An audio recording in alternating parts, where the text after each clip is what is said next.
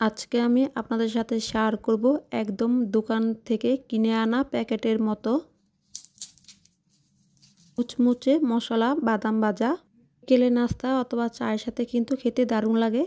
এখানে আমি 1.5 কাপের মতো কাঁচা বাদাম নিয়েছি।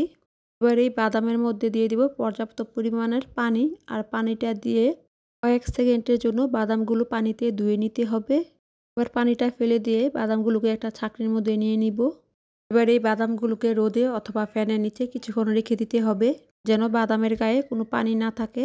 আর এখন যেহেতু কড়া রোদের মধ্যে আমি বাদামগুলোকে কিছুক্ষণ রেখে দিয়েছি। এবার এই বাদামগুলোকে একটা সাইডে সরিয়ে রাখবো। এবারে একটা মশলা তৈরি করে নিব। এখানে আমি 2 চা চামচ লাল মরিচের গুঁড়া নিয়েছি, আর নিয়েছি 2 চা চামচ চটপটি মশলা, 2 চা চামচ ধনিয়ার গুঁড়া, 1 চা চামচ করে আদা আর রসুনের গুঁড়া। রসুন আর আদার গুঁড়ার পরিবর্তে বাটাও দিতে পারবেন। দিয়ে দিব 1/4 চা চামচ হলুদের গুঁড়া, 1/4 চা চামচ গোলমরিচের গুঁড়া, 1/4 চা চামচ হিং, স্বাদ মতো লবণ, আর দিয়েছি 2 চা চামচ জিরা গুঁড়া আর 1 চা চামচ বিট লবণ। এবার সব কিছুকে খুব ভালো করে মিশিয়ে নিব।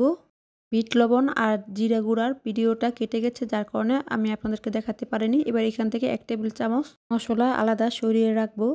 এবার একটা বাটির উপরে ছাঁকনি বসিয়ে দিয়ে দিব 1/2 কাপ বেসন, দিয়ে দিব 1/4 কাপ কর্নফ্লাওয়ার। কর্নফ্লাওয়ার পরিবর্তে চালের গুঁড়াও দিতে পারবেন। এবার দিয়ে দিব আগে থেকে তৈরি করে রাখা মশলা। সম্পূর্ণ মশলাটা দিয়ে খুব ভালো করে চেলে নিব।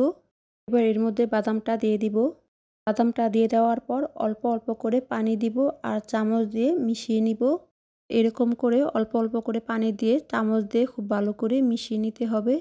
যখন বাদামগুলো মশলার সঙ্গে ঠিক এরকমভাবে মিশে যাবে, তখন আর পানি দিতে হবে না। এবার চুলায় পর্যাপ্ত পরিমাণে তেল গরম করে, তেলটা যখন খুব ভালোভাবে গরম হয়ে যাবে, তখন চুলার আঁচ মিডিয়ামে রেখে বেসনের মধ্যে মাখানো বাদামটা তেলের মধ্যে দিয়ে দিতে হবে। তেলের মধ্যে দিয়ে দেওয়ার সাথে সাথে খুব ভালো করে মিশিয়ে নিতে হবে, যেন একটার সাথে একটা না লাগে। আর এরকম করে গোল্ডেন ব্রাউন করে বাদামগুলোকে ভেজে নিতে হবে। আর এই বাদামগুলোকে চুলা থেকে নামিয়ে নিব।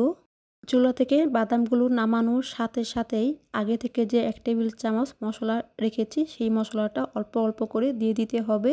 মশলার সাথে বাদামগুলোকে মিশিয়ে নিলেই কিন্তু তৈরি হয়ে যাবে মশলা বাদাম বা মাসালা পিনাট। এবার এই মাসালা পিনাটগুলোকে যে কোনো এয়ারটাইট বক্সে রেখে 1 থেকে 2 মাসের মতো রেখে খেতে পারবেন।